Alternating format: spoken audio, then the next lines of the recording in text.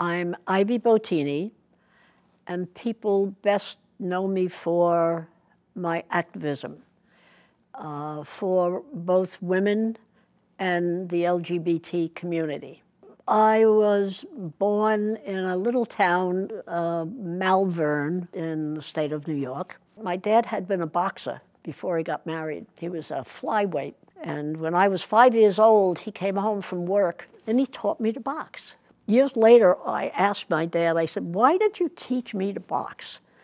And he said, "Because you're a girl and you're going to need to defend yourself."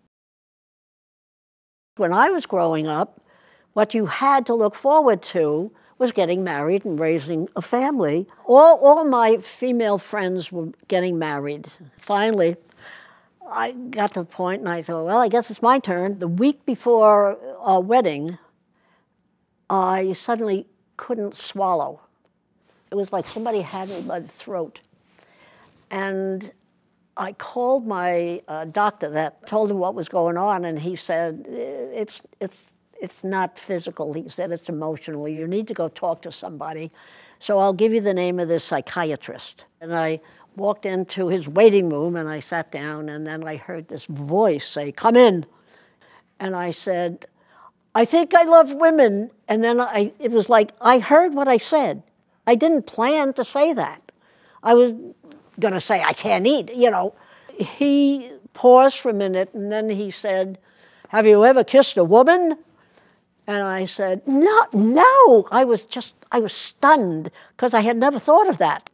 "Go get married and cleave," he actually said cleave, "and cleave unto your married friends." And so life went on as, you know, I'm married, I have my kids. I just kept falling in love with women. I decided to do a panel as our monthly program of New York Now, and it was called "Is Lesbianism a Feminist Issue?"